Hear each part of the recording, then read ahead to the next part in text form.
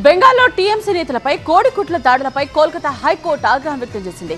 పౌరులకు రక్షణ కల్పించడం పోలీసుల బాధ్యతని, ఈ ఘటనలపై నివేదిక ఇవ్వాలని బెంగాల్ ప్రభుత్వాన్ని ఆదేశించింది.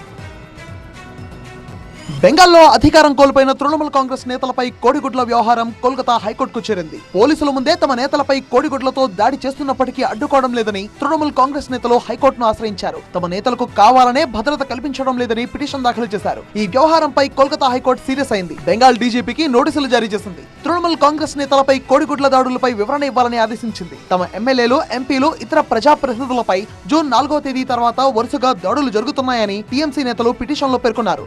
మంత్రులతో సహా బీజేపీ నేతలు తమపై దాడులు చేయాలని ప్రోత్సహిస్తున్నారని టీఎంసీ నేతలు ఆరోపించారు. ఇలాంటి దాడులను అరికట్టడానికి ఎలాంటి చర్యలు తీసుకుంటున్నారో తెలపాలని బెంగాల్ ప్రభుత్వాన్ని కోల్కతా హైకోర్టు ఆదేశించింది. ఒకరిద్దరిని అరెస్ట్ చేస్తే సరిపోదని, ఇలాంటి వ్యవహారాలపై ప్రజల్లో అవగాహన పెంచాల్సిన అవసరం ఉందని, ప్రతి ఒక్కరికి రక్షణ కల్పించాల్సిన బాధ్యత ప్రభుత్వంపై ఉందని హైకోర్టు వ్యాఖ్యానించింది. చట్టం ఎవరూ కూడా చేతుల్లోకి తీసుకోకుండా చర్యలు తీసుకోవాలని ఆదేశించింది. సీఎం సువేందు అధికారి తీరుపై తీవ్ర ఆగ్రహం వ్యక్తం చేశారు TMC MP Kalyan Banerjee. Rowdy ప్రభుత్వమే బెంగాల్లో యాంటీ గుండా చట్టం తీసుకురావడం విడ్డూరంగా ఉందని మండిపడ్డారు.